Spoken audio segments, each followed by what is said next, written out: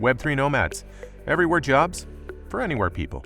All right. We just finished recording an episode of Ansem. That was our 100th episode. So thanks for everyone who's been subscribed and been along with the journey from us from kind of day one. That was a complete fountain of knowledge. The alpha given from that guy is kind of ridiculous. Me and Jerry were trying to throw him some curveball questions, and he just had a return serve for absolutely every single one of them. If you haven't followed his account, just drop below into the description. You're going to see it there. If you haven't followed it already, what are you playing at? Just before we get to the episode, just 2 requests. If you're on YouTube or you're on Spotify or whatever podcast platform you're using, just please, if you could follow or subscribe, whatever the kind of path is there, please consider doing that. It helps us an awful lot. It's not typically in our nature to ask for that kind of thing because we think it's a little bit cringy, but it really, really does help us grow. We're trying to replicate the growth of the website and the articles across YouTube. And what feeds into the next request is there's the Substack link below for our newsletter. That might be changing soon, but can't get into that at this moment. But if you could as well, just head below, subscribe to the newsletter. There's going to be an awful lot of really cool things happening over there. I really, really want to get into it now, but I can't. Dan, it'd absolutely kill me. There'll be lots of cool incentives and referrals for some really funny merch that we've been kind of drafting up. So if you could do just those 2 things for us, it would mean an awful lot. So let's get on with the episode. Let us know what you think, and enjoy. Thanks. Look who we dragged in. What's good, guys? Thanks for joining. I think this will actually, coincidentally, I think this will be our 100th episode as well. So nice. Hey, I don't know what that means, but yeah, great guest to have on anyway. Thanks for joining us, 2 idiots. No problem. Thanks for having me on.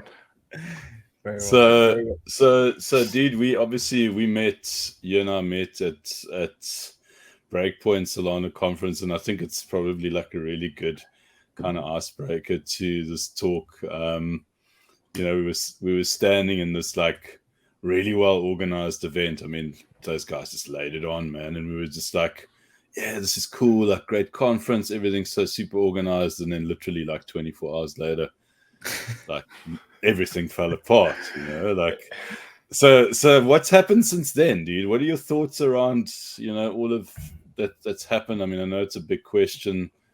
Here we are.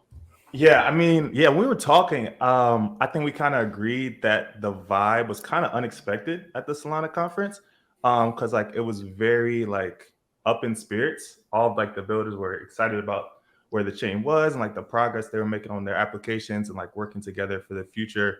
Very little mention of price, which I talked to people there and they said was very different from the year before. So I thought that was cool.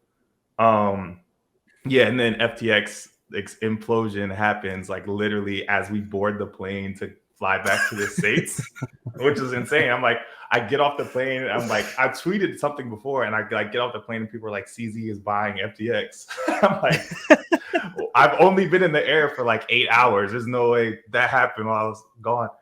But that was crazy. I think it's it's evident of a lot of things that we've seen in crypto this year, where it's people were just mismanaging funds at such a large scale, and it impacted so many other people that were doing things the right way, as DeFi is supposed to, and literally working on building this decentralized future. And it's kind of unfortunate that it happened that way, but it's kind of ripping, I think, a scab off from my point of view, the entire industry, but even specifically Solana, which was very closely tied to SBF. I think that a lot of the teams haven't really wavered on the things that they were saying at the conference, and a lot of the leaders have stepped up and said that no, we're still in this for long term. The chain upgrades that they've made over the past few months, addressing all of the issues, the downtime and stuff like that, are still valid. So I think it's a divergence. It's the public sentiment, whether you know the teams really well, is completely different from if you're just seeing from the outside and you're just looking at everything that happens from afar. Yeah, I mean, we get a little bit of insight because we were very good friends with the Hero Labs guys and trying to shout their name from the rooftops as much as possible. Probably get on everyone's nerves a little bit, but they're kind of our friends and we really like what they're doing anyway. So, but it is exactly right what you're saying. From like the inside out, it's a completely different kind of narrative and sentiment around the whole thing. And like if you were to solely base on like your investment thesis by looking at tweets coming from Twitter, you'd think Solana would be at like at the Coinmamaba price. Yeah, maybe the Coinmamaba price of $3. Yeah. He's definitely waiting for that to happen, by the way, so he can kind of like reply to Sam after all these years and get his vendetta. Yeah, like while he's in prison. Yeah.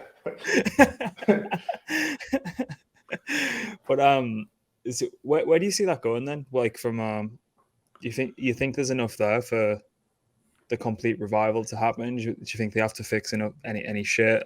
I don't know how much lingering, because they did have a lot of damage from the kind of people that they were bringing in to try and prop up the ecosystem in the early days. And obviously it was connotated with like the SAM ecosystem. And we posted something the other day saying it's nice to see like the Solana eco getting a bit of a bid, even if it did come from like a shitcoin that is bonk. And that's all well and good, but at least it got people over there, you know, trying it out. And I hadn't tried any shit over there for a long time, and trying the whirlpools on Orca, their take on like concentrated liquidity, I was kind of blown away, to be honest. So there's been some great kind of developments over there. I don't know what your thoughts are on it. Yeah, personally, from my perspective, I think the chain is going to survive and do well. I think their two main issues are like the DeFi ecosystem coming back strong, because as you guys know, like a lot of those early tokens have very predatory tokenomics, and were like down only even when Solana was doing really well, and that was like very bad for users just of the chain and the perception of Solana DeFi as a whole. So that's one thing, and then the separate thing is like the chain, like the few times it went down, and addressing those issues. So I would say that on both fronts, I think they're making significant progress to it, like in the way that I can be confident and thinking that they're going to do well moving forward. As far as addressing like the chain downtime, so some of the main upgrades they made, a lot of the issues that they had were caused by spam transactions, which were like congesting the chain. And they like made two like really big upgrades to address that. So one is like the upgrades from the validators using a UDP at the transport layer to using Quick, which like allows them to control all of the like spam transactions coming through a lot easier, and like limit them coming from like specific accounts, which they couldn't do before. And then the other thing is like localized fee markets. So in Solana versus Ethereum, when gas spikes, the entire chain, like anything you're trying to do on Ethereum, it spikes because of how the EVM is designed. It's sequential, so all the transactions have to happen immediately after one another. But with Solana, it's parallelizable. So if you have like one NFT mint that's blowing up the chain and people are doing a ton of spam transactions like over and over and over and over trying to hit that mint, you can raise the fees in that one like specific area, and it won't affect everything else that's going on the chain, which is huge for like performance. It's like a really, really big upgrade. I don't think it's been talked about really as much as it should have, like because people are just like, oh, the chain is down all the time. It's gone down like three major times like in the past year, I want to say. But yeah, people aren't really looking deeper into like, oh, what discussions came after that? How did they address these issues? What are the devs talking about? And what is like Anatoly saying about how they're going to move forward and address these things? And they have been like breaking things in prod, literally, and finding ways to make the chain more performant. So even if you look now, I think like priority transactions, which are ones that are like using these localized fee markets, have become a significant like percent of transactions on a chain, which is like only upgrades happened in like the recent months. So those two things, and then like the DeFi ecosystem, I think that the current teams have a completely different like viewpoint, and also like a very more like communal aspect of how they're building on chain. Because in like early days, you had SBF, who was yelling about Solana. And that was only when there was like, what was the first wallet, like Solid, and like one other, it was like one other DEX early on. But like in the past year, there's been so many like Solana hackathons, and the teams coming out of that, and teams that really have seen the mistakes that were made before and how they want to change that and work more with the community, like moving forward. So like teams like Drift, like Zeta Markets, like the Jito guys. There's a ton of really good teams, I think, that are building and are doing it in the right way now. So it's like the two main issues for me that I see, and I think they've addressed both of them. So I mean, instead of like approaching an interview from, hey Z, introduce yourself to our viewers, we just kind of did it the other way around, and we like jumped straight everyone into. Everyone knows who this guy hey man, it's all good. It's all good. Kind of like, let's just jump straight in, and it's like I think that was probably the best introduction that we could have in terms of who you are. And it's kind of like, okay, well, you want to know about Solana, this is what I think about Solana, and I'm not just going to give you the superficial stuff. I'm going to give you the whole enchilada. So thank you for that, sir. There's quite a lot there that I was kind of aware of, but I wasn't clear on, so thanks for that. I'd like to just go back to that conversation that we had in terms of, you know, the bull run that you had. I mean, I think the bull run that you had, kind of like, from my perspective, and obviously chatting to you, I got the feeling like you kind of like found your mojo in many ways. I think you made some really great calls. I'd really like to chat about that.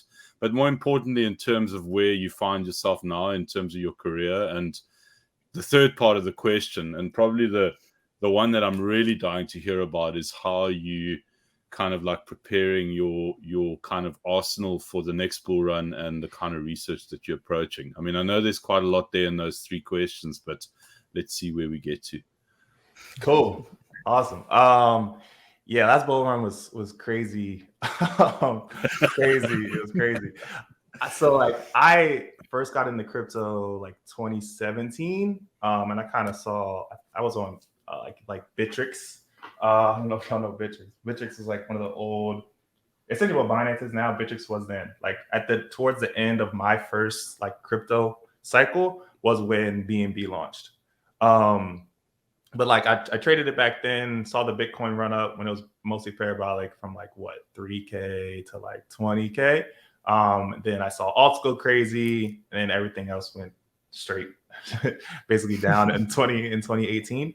So I seen that cycle, and really just like kept paying attention to the space over the years. And then in 2020, which is really when stuff started picking up again. My daughter was actually born like late 2019. So the first half of 2020, I was not paying attention to markets at all. I was focused on that and my actual like job, what I was doing before. But then like mid 2020, late 2020, I was kind of looking at DeFi stuff, and I saw how all that popped off. Like I saw what Av did, or Aave, I don't know if people say it, Aave. And then like Uniswap and like everything that was going on in there, and it was just craziness. And it was like, oh, I've seen this before. Like I've seen this going on before. And I looked at Bitcoin, and Bitcoin was trading at like 9K or like 10K. And I was like, I know Bitcoin's at least going back to all-time high, because that's just how money flows in the space. Alts pop off, people take profit from alts into Bitcoin. And then if there's more stuff going on, money's going to keep flowing throughout the system and just like rotate. And that was something like one of the first things I learned in crypto was like alt versus BTC. If you're trading alt, short BTC. So you don't want to be in alts when Bitcoin is doing really well. And I was like hammered to all the like new guys in 2017. And so I knew like it was funny because in mid 2020, all the DeFi guys who like that year and only knew Uniswap, literally only knew Ethereum and Uniswap, they did not care at all about Bitcoin. They're like, what is that? I'm not buying Bitcoin. I'm buying, what was it, like whatever the Inus and all those like random coins on Uniswap, like the really micro caps that people were chasing and stuff like that.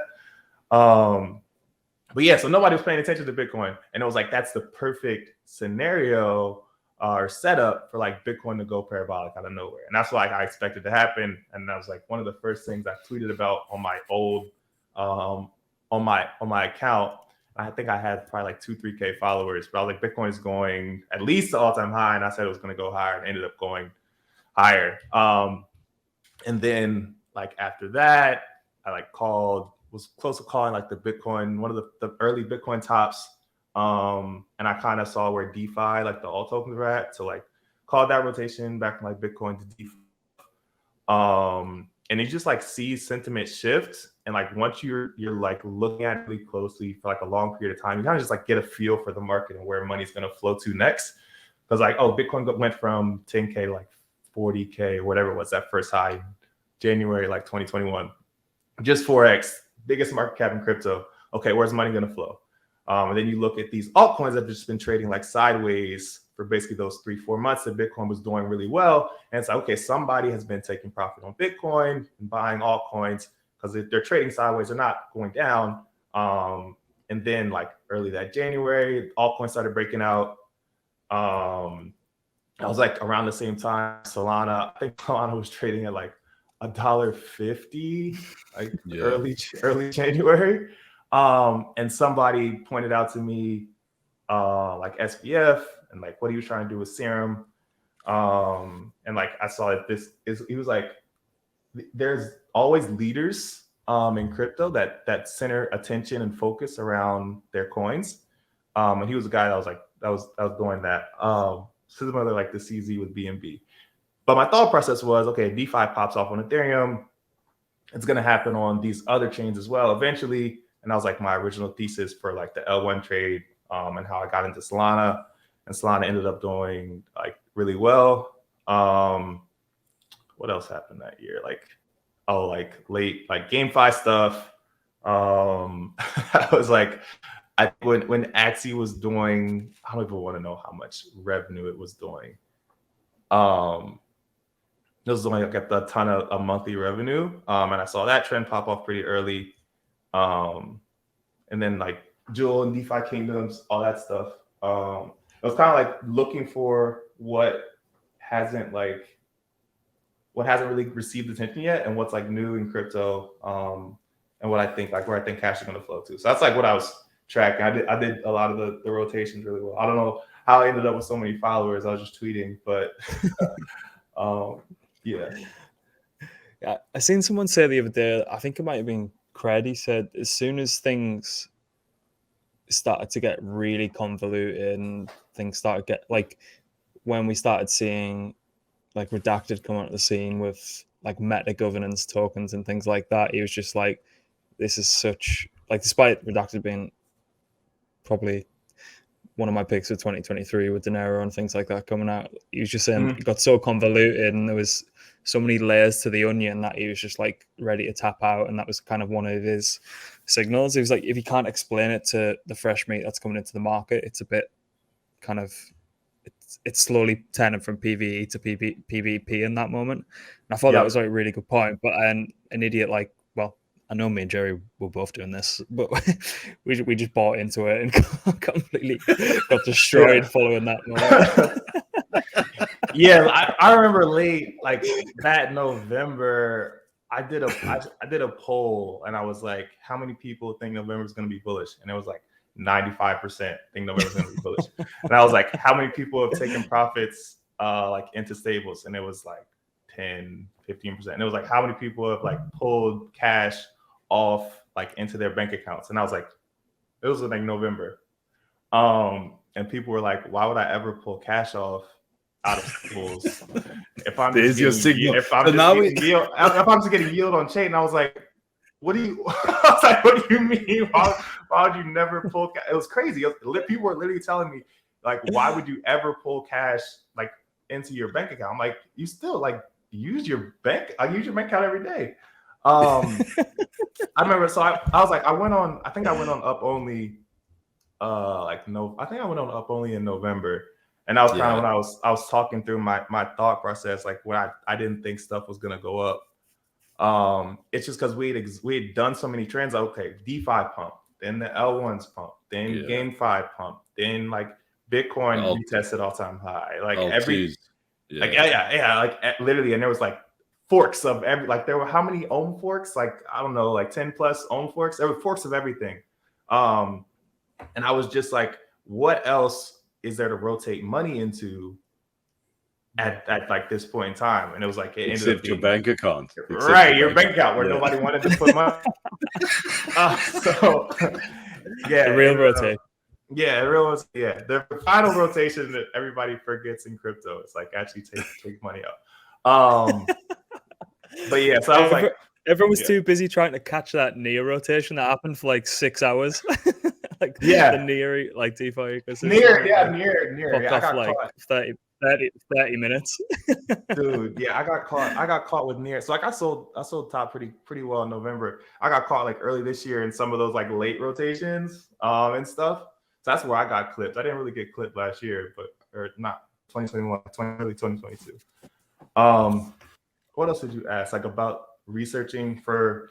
Yeah, so then obviously there's a bit of a like, you know, from crypto degen to being approached by somebody to do research. Tell us about that, because I love that part of your story. Yeah, so so I recently just joined the Churning Group as head of research, and the Churning Group is a venture capital firm that's been around for the past decade. We've done a really good job of finding, they've done a really good job of finding like early consumer businesses and like locking into these like really niche passion areas, and then helping them grow those businesses to like the next level. So Peter Chernin was like chairman and CEO of Fox Group in the early 2000s. So he oversaw things like he greenlit Titanic and Avatar, oversaw like the large growth of that network. So he's been on like the forefront of seeing all these changing media and like consumer trends, and like all of this stuff. And it's really like led a lot of the insights into how the firm operates. So what is some of the early stuff is like Barstool, Action Network, stuff like Hodinky, which is like a watch brand, Meat Eater, which is like a brand for like hunting, fishing, all that stuff. And so like they really lock into these areas where people are extremely passionate about, and just grow these businesses to like the next level.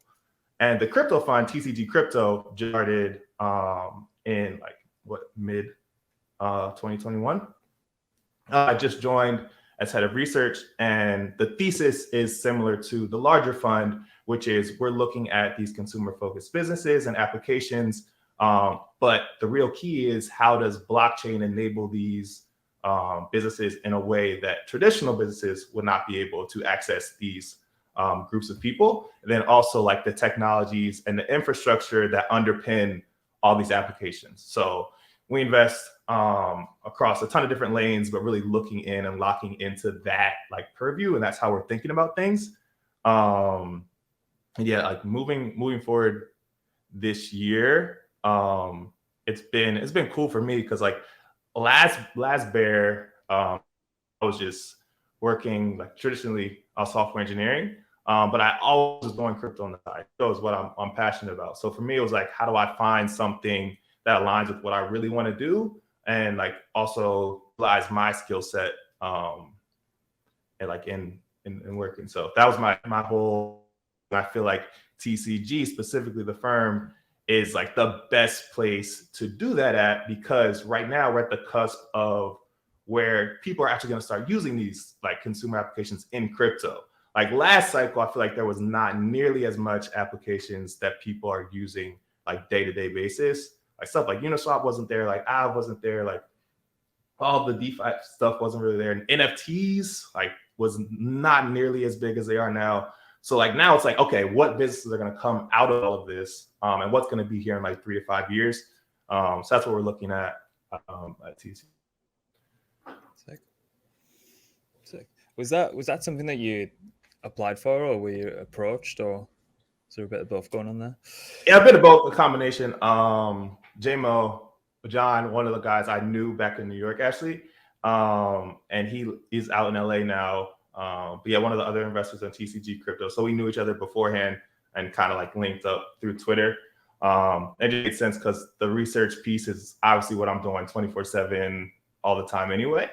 And it was just like a good fit and I wanted really to be in a more like traditional like role. I've never worked in like an official like finance position before. Before I was tech and then finance on the side. In my mind it was like business, but my major was like computer science. So the combination of like tech and finance has always been where my passion is.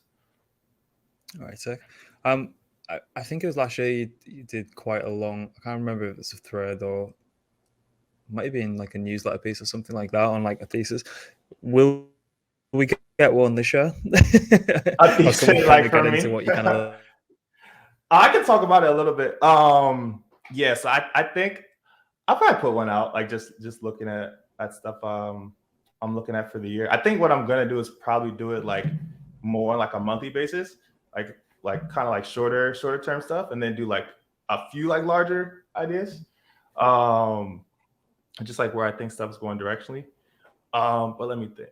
So at TCG, what we're looking at for the year, we're looking at mobile, like on-chain media stuff, and then infrastructure and like advancements on that side. So mobile, we think is going to be huge because like a lot of like just trends in users and like consumers like globally like are using mobile phones a lot more, like just with everything. And crypto really hasn't tapped into that, I don't think, that well yet. So we think that a lot of those applications that do that, whether it be gaming or like any other sectors, are going to do really well.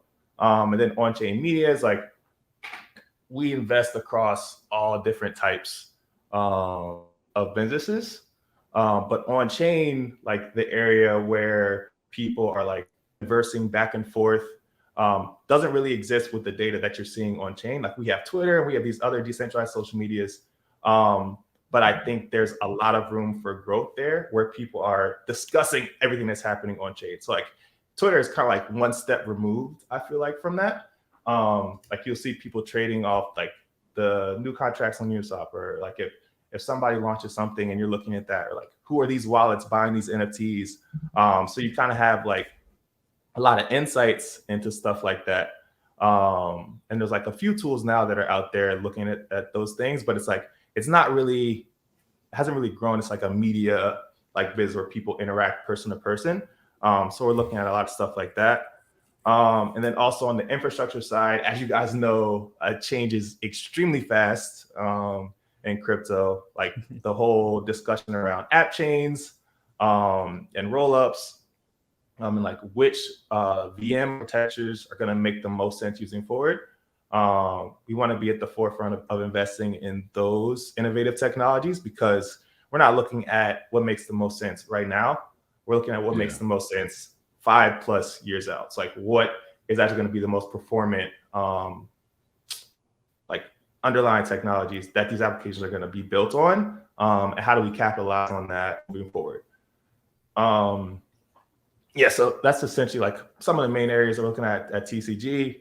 And like personally, I think like there's a ton of opportunities for people to like get in on the ground floor of these new projects that they could not do last bear market. So like if you're really like closely paying attention, you can do a lot with like being active on these like new chains test nets and working with these applications that are like obviously looking for users. The users that were around in the bear market last time were the first people using Yearn, like the first people on Uniswap, the people who got all those airdrops. And I think the same thing is going to happen this year, but on a much more larger scale. Yeah. Just because of how many more developers in the space now, how many more users, and just like there's a process for how you want to distribute value to your users early on. And kind of like onboard them to your platforms. So I think it's going to happen a lot. Like stuff like, I don't know, like I think like Celestia, they have like a test net. I think they have their first test net out, but like the later stages of it I think are going to be incentivized ones. Stuff like Say Network. What else? Being active on like being active on like the ZK. Vertex are going to do one. You said which one? Yeah, I think Vertex protocol. I don't know if their testnet's going to be incentivized, but from what I can kind of gather, similar to like a DYDX playbook where no token initially, but usage of the protocol and on like activity going through the smart contracts and things is probably going to be monitored. I'm just reading between the lines because he wouldn't give me much. Darius wouldn't give me much information, but I can imagine that's going to happen. Yeah. So the thing is, like, it pays to be, what's the word? To like be active without somebody having to tell you you're going to get this for doing this. And like those are always the best airdrops you're going to get are the stuff where you literally just get from like being inquisitive and looking at things early and being active on chain and doing everything. Literally being the person that like, I'm testing this out, not because I want to get an airdrop, but I'm testing this out because I want to see how this protocol works. And I want to like know how to do it myself. If it is something that like works out in the future. So I really think it's not even like chains, but like you said, like even specific applications. Because there's so much money that flows into this space. A lot of that, like a lot of the early onboarding process is like, okay, we're going to give some of that to our like users. So do you think Arbitrum will nail their airdrop, or what do you think is going to happen there? Do you think it's been kind of sibbled to death and TVL and activity will drop following the launch? Because I don't know how many idiots are in the space. Like, I love using Arbitrum, you know, I'll still use it even if the airdrop's total dog shit. But like a lot of people will leave; they'll be on to the next one. Yeah, I don't think so. I think Arbitrum's gonna do well. I think like Arbitrum is one of the ones where everybody knows it's coming, so it's like everybody knows that the token is coming at this point. But like the user activity on all these applications, it's been such a long time since like the chain or like that L2 has been active. Now, like I feel like it's literally like organic activity. Like people are going to be using whatever applications they're using now, regardless of if they get however much RB or whatever it's called. Like when the airdrop happens. And I think what you're going to see is like, I'm really curious to see what valuation it like launches at. That's what I'm curious for. Because the Optimism token has actually been one of the best tokens this like during this like short bear of like since like the 3AC crash, like last June. It led like the last summer rally. It's been doing pretty well like these past couple weeks. But it's because it's like there's not that many ways to bet on L2s on Ethereum yet. Like you can buy Ethereum, but there's no way for people to really express I'm bullish on L2s like on Ethereum. And I think like the Optimism token is getting a lot of that attention from that now. And I think Arbitrum is going to be the same way. I would be surprised if people just like dump it and it's just like down only. I would be very surprised because that's kind of what people expected with Optimism. Like the sentiment around that token was bad. Like, oh, the FDV is super high. Like this isn't used for anything. This token is worthless. But it's done pretty well. I think they've done a good job of incentivizing the applications on their chain. And people want to own like the token of like whatever the most active rollup is. Future chains that you are bullish on? Future chains I'm bullish on? Future chains I'm bullish on. I really like... Who do I like? Obviously Celestia. I've been talking about them for a while. What I think is interesting there is like all of the applications that are going to come from that ecosystem. Because Celestia is like as a modular data availability layer, they are reliant on rollups being built on top of their platform for their chain to accrue any value at all. So like they are like those first set of rollups and applications that launch on Celestia. I know those are going to get a lot of attention because they're really important to their process as a business. So I think those are going to be interesting. Stuff like Eclipse, and then stuff like Dimension. So Dimension is a modular settlement layer in Cosmos. They're working with Celestia also, but they're working on building like a rollup SDK. So similar to how the Cosmos SDK allows you to launch any L1 in the Cosmos ecosystem. Dimension and Celestia are going to have their own separate SDKs that allow you to launch rollups on top of those chains. So if you want to launch a rollup on Cosmos and you want to settle to Dimension chain, you'll use their SDK, rollup SDK, to do that. So I think that's going to be really cool this year. What else do I like? I like Say Network is cool. Dimension's got one of the best play on words. Whoever came up with the roll app, it's like it's sick, right? Roll app. Yeah. Yeah. No, I agree. We had them on around I'd say like 4 or 5 months ago. We had them on, and I was just like, shit, this is really, just one of those things where it's like a 0 to 1 kind of innovation. You're just like, shit, I need to pay attention to this. But yeah, that roll up thing that just like falls on your lap. That's just like, so you couldn't wish for a better kind of tagline. I agree. And there's what other stuff. I honestly, I've been looking at a lot of Cosmos stuff. Like I think what they're doing with ICS is going to be interesting. I don't know how. I saw ICS is interchain security, where like you use the Cosmos Hub validators to launch whatever your chain.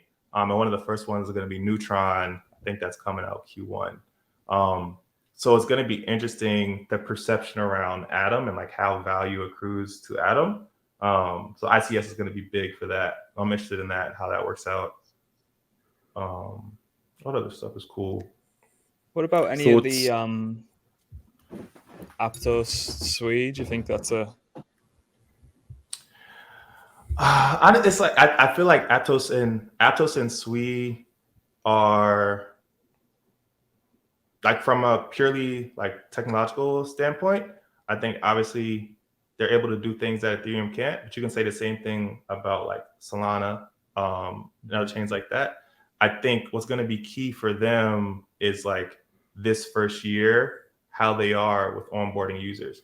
Because when Solana launched, it was, I want to say like, well, not when it launched, but when it was like around $1 or $2, it was market cap was probably like 10x lower than what Aptos, I think, launched at. So it's like a lot. I feel like it's more difficult to have like that organic growth in like community, just like from users being active for a long time. That happened on Solana because everybody was not super excited about the L1 thesis. So I think they're gonna have to prove like moving forward that whole piece of it. Sui is interesting. I know they're focusing more on like the gaming side of things, so I think that's actually gonna be really interesting. I don't know the timelines on when they're going. Their minutes going live, but yeah, I do think both of them are interesting. I don't know. They're gonna have a lot to prove though. Like it's a different trade than other stuff. Yeah, I think that things they got that real Silicon Valley valuation, didn't they? That came in ridiculous valuation in the midst of a bear market. Yeah, I was kind of concerned that like the SPF Solana playbook was gonna resurface on both chains because they seem to be leading the rounds, throwing what we now know as other people's money at the raise and shit like that. But I don't know. Me and Jerry always say the fact that the Avalanche rotation, and if you were very early, the Solana rotation as well, that did so well because it gave people a chance to actually turn a profit. Because you could have picked up Avalanche at what, $10-15 before that all happened, Joe like sub $1 and things like that. But when you're going in really hot with like high valuation, there's not enough meat to be squeezed out of the move, I think. That's for a lot of people's appetite. I get what you're saying now, 100%. Yeah, it's much harder. It's just like before, like Solana didn't do well at the very beginning strictly because of what applications were built on the chain. It was like that onboarding process kind of happened like naturally. So it's kind of like the opposite with Aptos, where it's like already super high. But we'll see. Yeah, I think NFTs kind of dragged a lot of people over to Solana as well. Like not a pump degen apes or anything. I think they got a lot of traction over there, and the Solana NFT community seem to have done pretty well. I know Utah leaving the Polygon now. I don't know what's happened there, but that's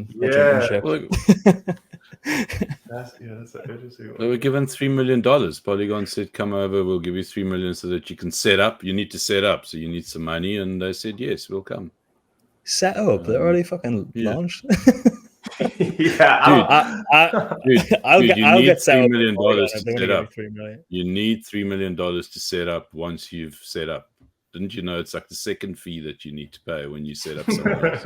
Yeah, what the fuck? What the fuck are we doing? Have we got a contact at Polygon? We need something. We don't have anything they want. Clearly, if they did, then maybe we'd also get the same offer. So something to work towards. Yeah, and there's Socket and Bungie is pretty cool as well. Those guys, one of the nicest teams I've ever met in my life. I don't know what they're smoking over there, but they're happy as shit all the time. Do you think the kind of at the point of Shanghai fork going through, like liquid staking derivatives will probably get sold off, or yeah, I think that looks.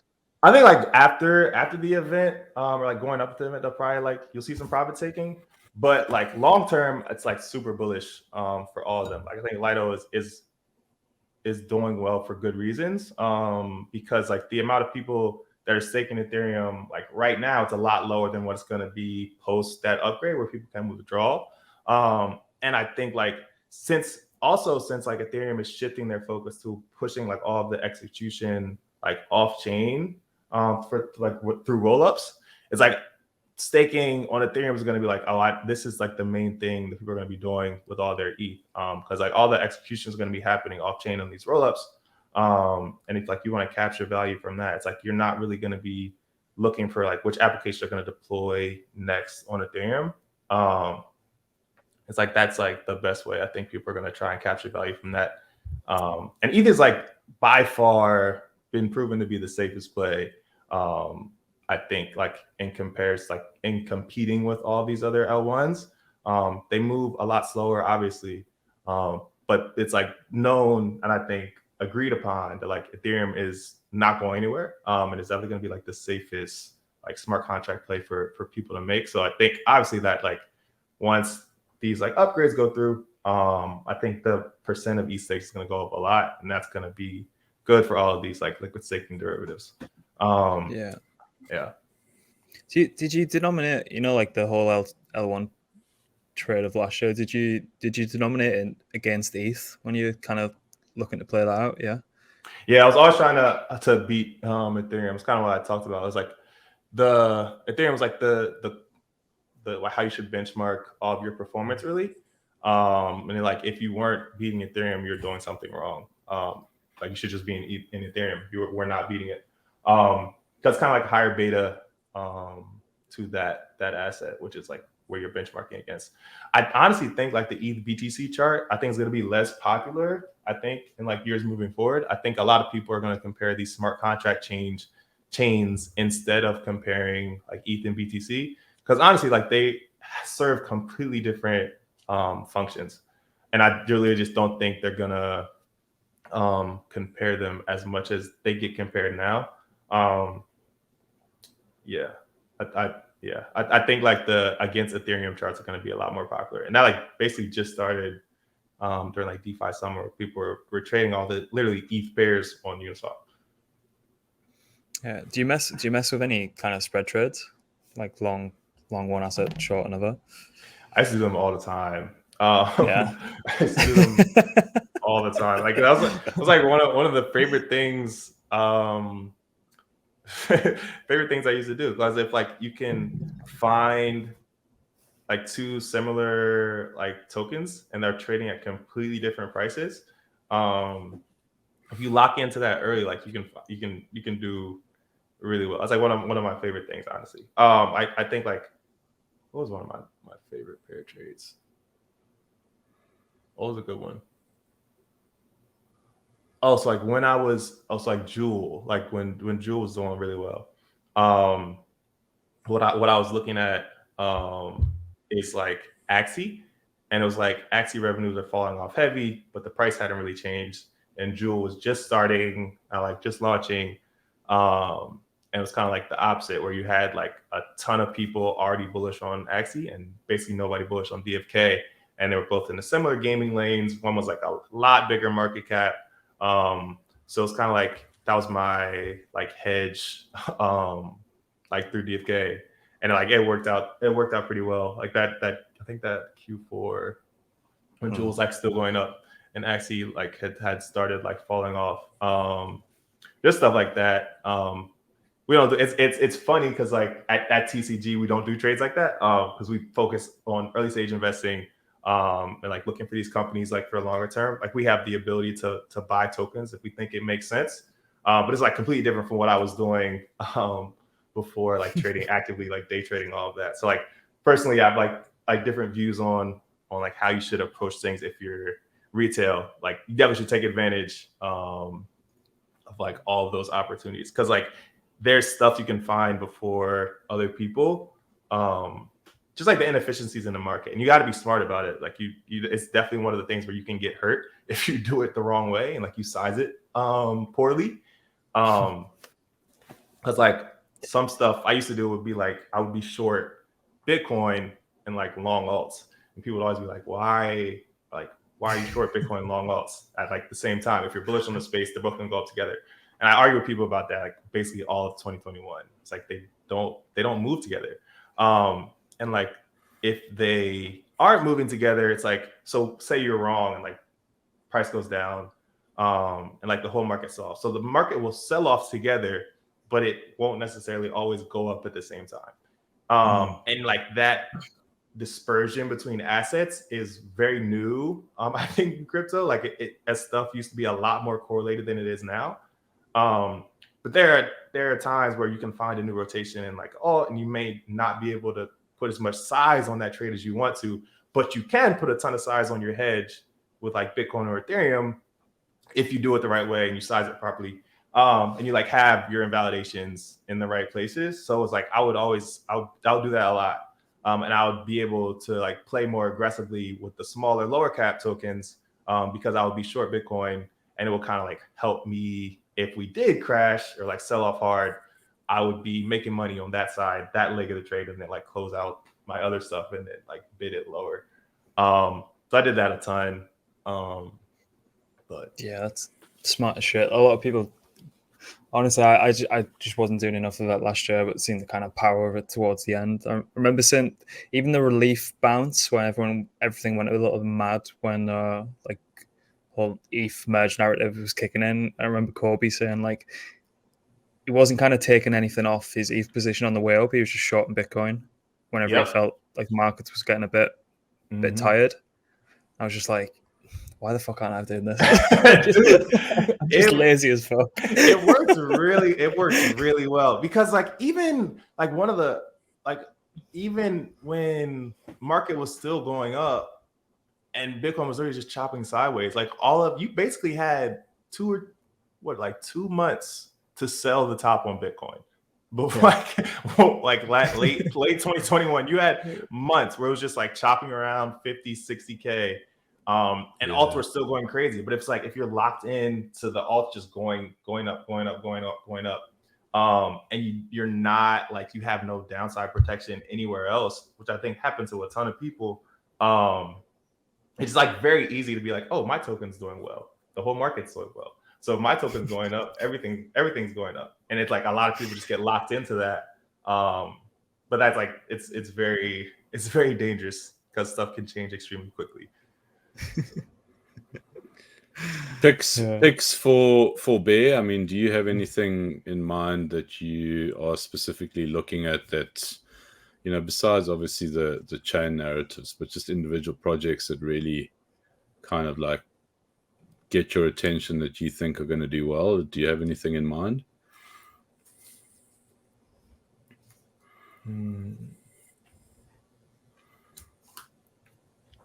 I like you guys know the game Treeverse?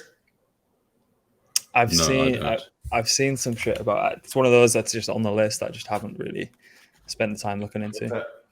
Yeah, I think that's like one of the things that's interesting to me. It's like I think they're doing mobile first, a game, and like they have NFTs that you'll be able like as your playable character in game. It's gonna be like combat oriented, and kind of like a world that you live in and like you play against other people. And it's like I've been following them basically for an entire year, actually maybe over a year. What's the name? Just repeat the name. Treeverse. It's like a game. Treeverse. Yeah. Yeah. Yeah, it's a game. But like what's interesting is I think like a lot of the games that have been building the entire last year are going to surprise people this year, like when they actually do launch. Because people have a terrible perception of GameFi, I think right now. Like people think GameFi was a fad and it's never coming back. But I think that there's a lot of different ways that you can launch to create like a more sustainable long-term like ecosystem. So like what happened last year, and like towards the end of 2021, it was just like so the speculative fervor just outpaced the game development in every single situation by so much. But people had these tokens where they could bet on like what they think the game is going to look like, and that just outpaced everything by a ton. So like when prices came down, someone out 90, 95, like whatever plus percent. But the alternative to that is these games that don't have tokens. They didn't have tokens until the like full game is released.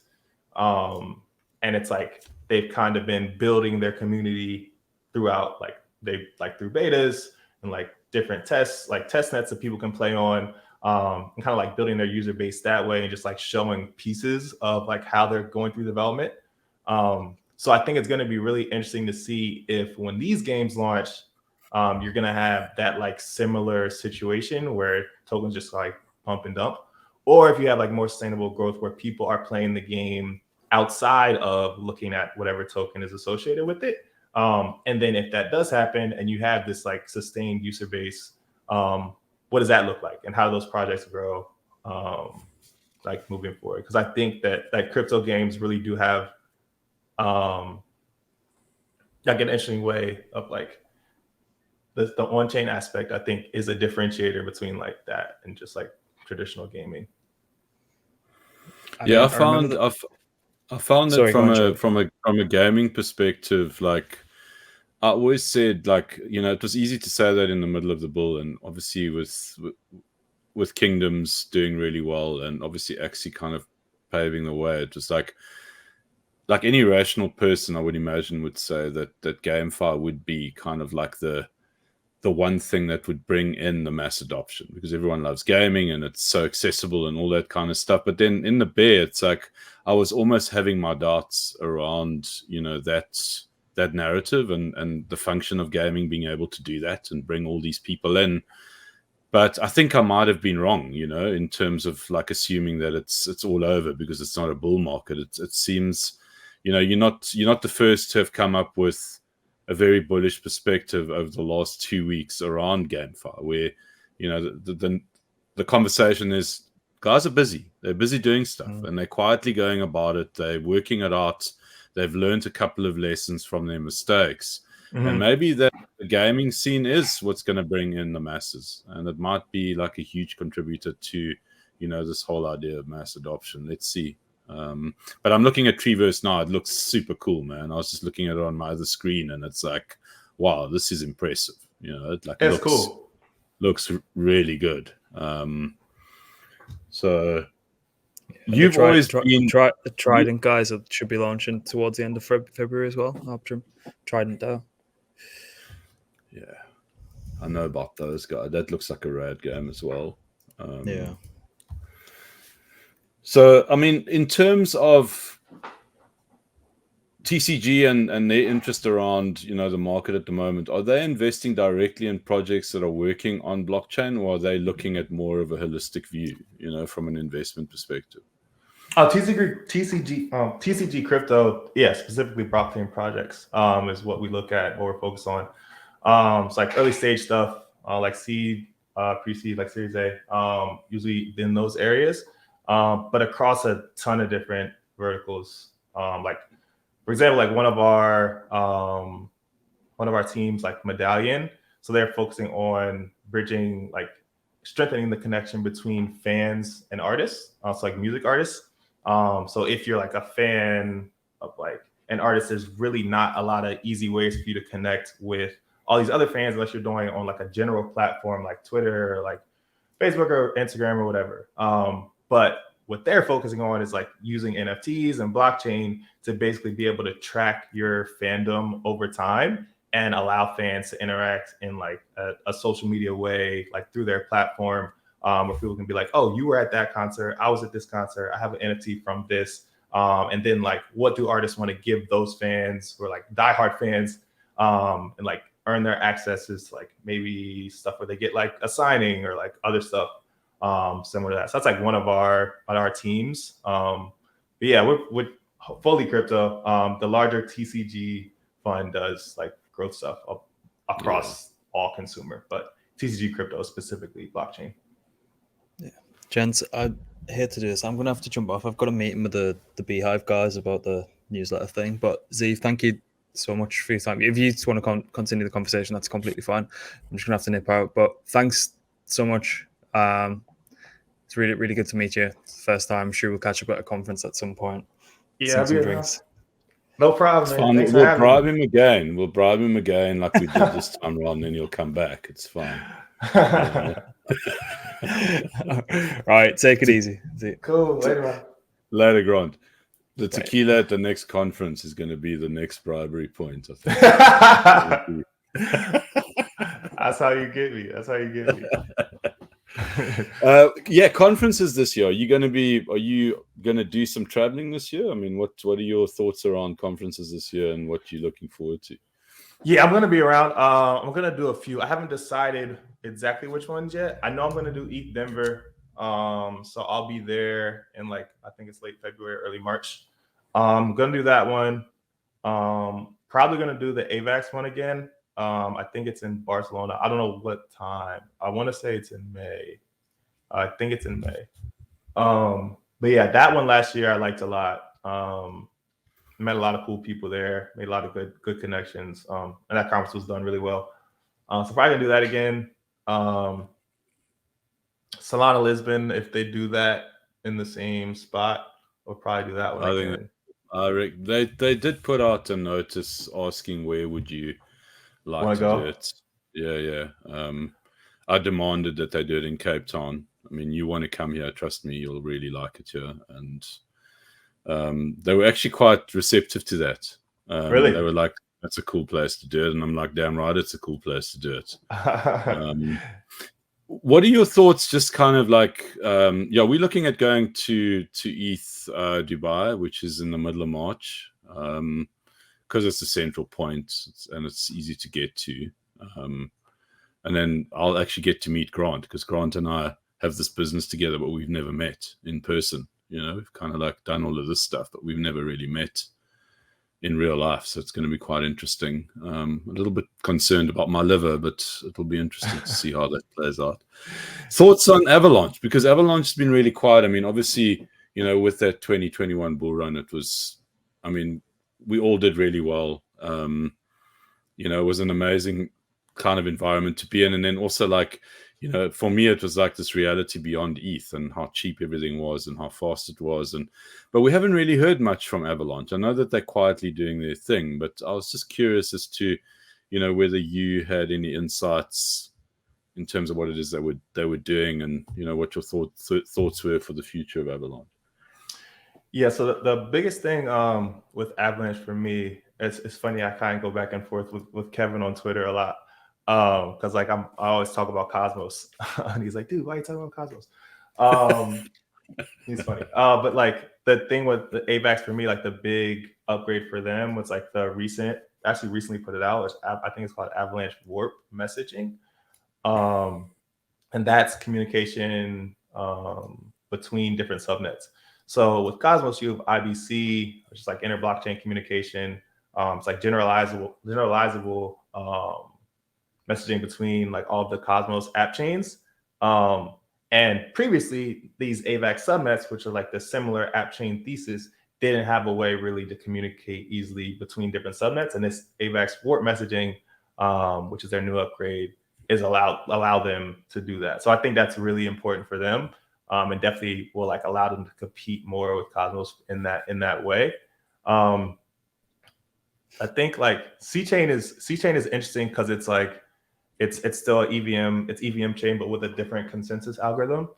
So I think the big draw for like Avalanche as a whole is going to be these like different subnets, which allow you, it's like which are built modularly and allow you to implement like whatever VM you want, like, and then you'll be able to like have ownership over an entire chain. So I think like the app chain thesis for me is the biggest part of the AVAX ecosystem, and they're working on that. So that's why they've been quiet. They've been doing a lot.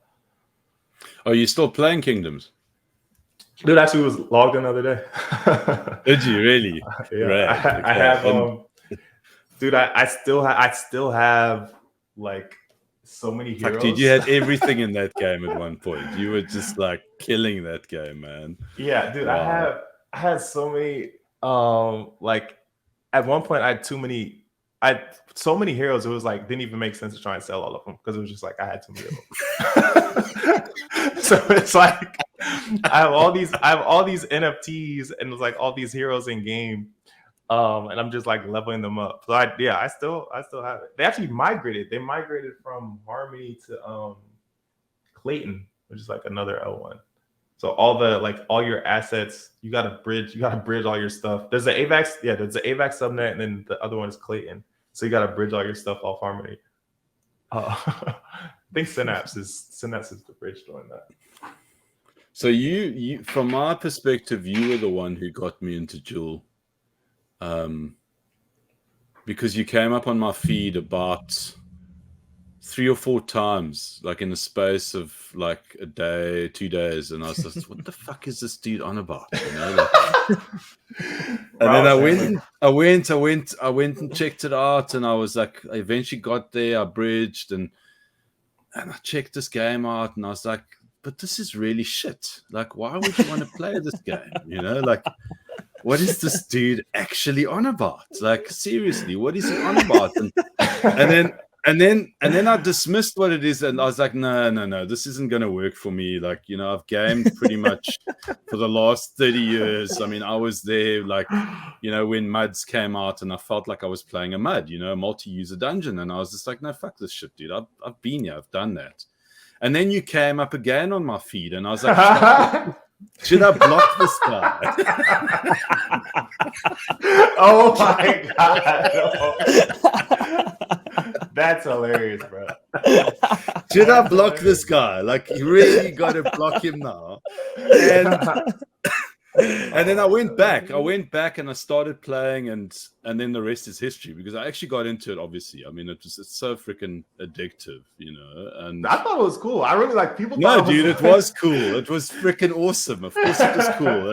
And you know, like, Jewel was like pennies at the time, and you know, I actually, that was like the one play I managed to sell the top on, and nice. That was really cool. It was like one of the few plays where it was like I really nailed it, you know, just kind of like, okay, cool, I've made enough now, you know, like I can sell. Nice.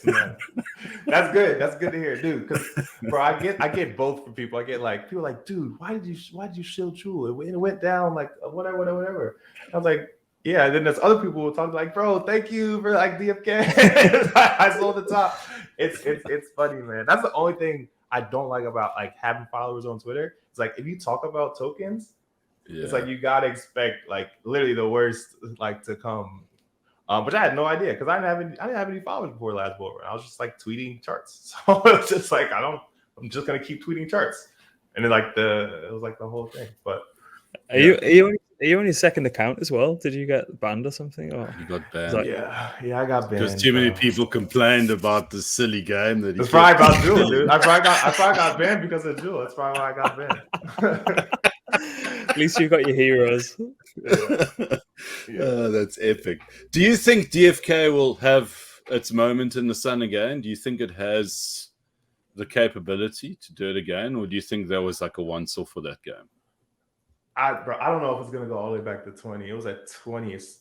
Super, it was 2021. 20's hot. 2021 was crazy on how pushed everything got. But yeah, I mean, I think like they're still building stuff. They're still like putting out like updates. They actually have like the dueling DFK dueling. I think is actually live now, so you can actually like duel other people, and they have like leaderboards and stuff.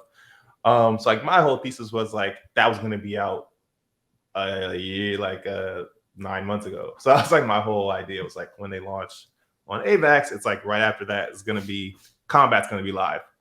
But it like took a lot longer to build that out. I mean, I think like if they've survived at this point, I think they'll be okay. Because they actually have like more than just like the gardens and the farming. It's like actually interactive play between heroes, which is pretty cool. But yeah, no. Did you guys, either of you, get into Crabada at all? Dude, I don't think so. So the crabs, I mean, they were like, at one point they were like $30,000 each, dude. No, they weren't. I promised you had to sell a kidney to buy one of those things. I mean, it was just like, and guys that set up, like, I mean, I remember being in Discord with guys actually running an operation with like 40, 50 of these things, like have like a tremendous amount of money in this whole thing. And I was like, dudes, why have you got so much capital sitting in this thing? And like, I'm printing money. And I'm like, dude, if I had $1 million, I'd be printing money, you know, like with anything really, you know. And it's like, why are these crabs? And but they're also still going. I mean, Crabada is still going. They're still doing their thing. I just didn't find any value in spending $30,000 on something, irrespective of what the potential, you know, gains were going to be from that. I just couldn't do it. I just wasn't able to. No. We set up a couple of teams for one of the treasuries to look after, and feel bad for admitting this, but the only way we were truly profitable is because one of the guys who was looking after the GameFi operations had a bot. So like he was just winning every fucking battle he was going into, and we were just printing. But that's it effectively just turned into like a bot v bot situation. Like, so I mean, yeah, if you were playing that game manually, you weren't making any money. Put it that way. Dang. That's right. You guys set up that operation, but it wasn't. I mean, you guys set that up not that. It's quite late in the day. It wasn't. Yeah, it was quite late in the day, and I mean, did you manage to sell, or did you guys land up with the bag? No, we were doing well. I think we were getting like, I think it was like 10% a day at one point. Wow. Okay. Yeah. Better than an ohm fork. Wow, that's when you know you're killing the market, when you're doing better than an ohm fork, right? Yeah, I know, that was fucking bad, to be fair. Oh well. So you guys are you messing around with any or investing in any of the MEV infrastructure players? We haven't yet, but I do think like we are aware kind of moving forward, like MEV is going to play a huge role just in like all of these chains, because it's like one of the underlying ways that value is just going to be always exist just in blockchains. Like I really don't like the thesis around high transaction fees being like a form of profit for a chain, just because I don't really think it's sustainable. Like if like when Ethereum was like throwing a ton of fees, people were like, oh, Ethereum's like the most profitable like protocol. Yeah, it's like technically true, but it's like at the expense of all of its users.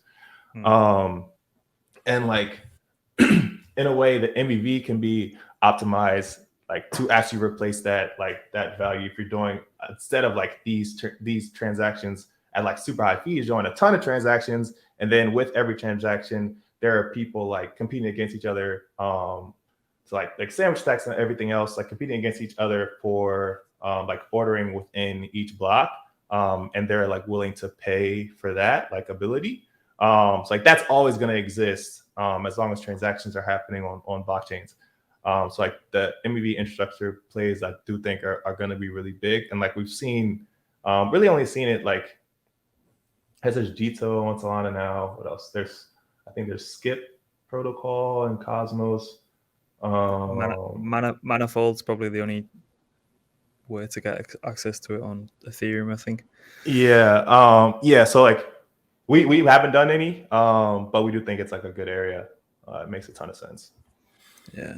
How this is something that gets brought up because there's a couple of projects we're trying to help like finalize their rounds and things like that. But a lot of investors will say, which is completely true, the risk of early stage investing, particularly seed and Series A, when you've got valuations on the market with fully functional products. Sometimes the valuation that some products looking to raise prior to launch, prior to product, is 2-3 times what they could go to the open market now and pick up some kind of highly functional DeFi product. You know what I mean? So would you guys kind of allocate to projects that are on public markets at the minute, given kind of valuations that are extremely low? Yeah, so we definitely are thinking about that. It has to be like a great opportunity, obviously, but like, yeah, of course, stuff is down like 95+%. And it's like they're, like you said, there are established teams that like have already figured out their lane. And I think like there's a lot of people who are just like completely averse to doing that ever, which I don't think really makes sense. But yeah, so it's like if it makes sense, if it's like the right opportunity, then yeah. Yeah, makes a lot of sense. Jerry, anything final from you? If you're not careful, Jerry will keep you on for like 6 hours. He's got a habit of... No, I've I think the one of the final questions that I have is that, I mean, what is your like kind of methodology around the research that you adopt? I mean, is there like kind of like a ritual that you do where you read certain newsletters or certain websites, or is it mostly from people that you're interacting with, or Twitter? I mean, what is your main source of kind of like inspiration around the research that you're doing? And you have to include blockmates in that whole thing in terms of the papers that we write, by the way. Have to? That's required. Yeah. What's my like process? So I do a ton on Twitter. Like I don't know. I'm still kind of upset I lost my list that I had on my old account because I had so much information on them, like literally broken up into different sectors, and I remade them now. But so what I do is I use TweetDeck a lot. So TweetDeck is kind of like, I don't know if you guys know what TweetDeck is, but it's like a app built on top of Twitter, and it's like you can have however many columns you want with all the information. Like if you want to separate accounts, or if you want to put lists, or if you want to put like whatever you want, essentially in one column. And I use that a lot because I read so much from Twitter. And just like on different ecosystems, finding stuff early that way. So that's like one source of information. And then like there are just like so many super smart people in crypto that I'm like constantly just like learning from. I like literally watching podcasts, like reading Substacks. There's so much information that's out there for free that like if you really want to understand stuff at like a granular level, you can just literally go search for it and find it. So do a lot of that and reading through like white papers and stuff, like on-chain stuff, of course, but it's just like, I don't know if there's really like an official process that I have. It's just like always be like reading and listening to like whatever I think is like the most important stuff of like what's moving. But I think really is important for researchers like to figure out where your blind spots are. So it's like, and that's what helps with like if you write a lot. So if you try and write a ton about like different parts of DeFi, or like different NFT stuff, or like your thesis on trading, you can kind of see pretty easily like, I think I know this, but if I try and like write about it in like detailed way and explain it to people without having to like go and reference stuff all the time, it's like that's when you know that you like know it really well. So like I write a lot, just like even not like publicly, but like just like to myself, just like explaining stuff. And then I kind of like know what I don't know and like where I need to go search, and like what I need to go do more work learning. Do you publish your stuff that you write? Yeah, I mean, I have Substack. I publish my stuff there. I'm gonna start putting more stuff out. But I write every day. Like I literally have a journal where I write literally every day. Dude, please send us the details. I'd love to actually put that in with reading material into our community, and in terms of what it is that we put out there, we'd be happy to do that. Definitely, yeah. I'll send it to you. We can add it to the recommendation list on Substack as well that we've got currently. Yeah. That is such a superpower, and it's a growth hack like nobody's business. Right in, like It's crazy. It's fucking nuts. Honestly, it's exactly right in what you're saying. It's like I think I'm the big dick. I know absolutely everything. I start like trying to put it on the paper, and I'm like, I actually don't know the ins and outs of a fart here. Yeah. No, it's super helpful. I was like, because I had like a journal, like my account now is like what was my trading journal. But I was just doing tradings, like just doing trades and like helped a lot with my trades. And you also do stuff in like research, and it's the same way. So cool. Okay, I've got Any one more question. questions? One more. I've There got we one more go. question. So you're the one who's keeping our guest and not me for once. There we go. Life coaches, bullish or bearish? life coaches, dude, I'm bearish on life coaches. Well, actually, that's not true. That's actually, I'm bearish on people because I'm bullish on life coaches. I think that's a better way to say it. I like, bro. It's like people are online so much now that it's like they literally I feel like every part of like people's lives, they really like find from something on TikTok or like something on Twitter, like something on Instagram. It's like they see it and they're like, oh, that's how I'm gonna do it. And like, oh, this person's doing this. That's how I'm gonna do this. And it's like I don't know. It's like, I don't know, the subscription. I don't know if it's like the subscription. Is there a word for this? Like the subscription economy? Dude, but like people will pay however like a little bit a month. It's like, oh, it's just $5. Oh, it's just $10. Like, oh, it's just this.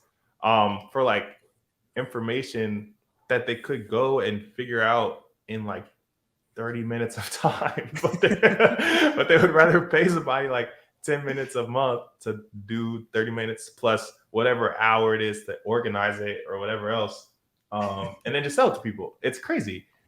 And it's not even I understand more like the complicated stuff, like the people who do really in-depth trading courses where it's like they've been trading for like 20 plus years, understand everything really well, can tell you about whatever you want to know, like stuff like that. But it's like literally, if it's like I wake up, I make coffee, I like go to the gym, and it's like people will literally pay for somebody else to tell them this is how you stay motivated every day. I don't know, man. It seems like it's not a trend that's slowing down, but I think it's evident of how lazy people are. Yeah, like someone was saying the other day about Andrew Tate's Discord, and it's like $50 a month or whatever it is, but there's like a million people in there or something. Oh my god, it's $50 a month.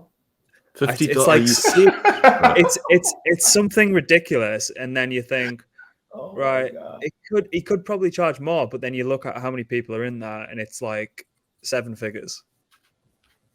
Wow. So it's like, maybe we're the fucking idiots, man. We should just start doing TikTok videos. And the thing is, it's nothing original. It's just copy and paste stuff for the most part. I mean, Tate being one of them, and everybody else, it's all they're doing is that they are copying and pasting and just packaging it in a way that, you know, is kind of like this vibe that they have, and then people gravitate towards it and they make a lot of money. That's what it is. That's the business model.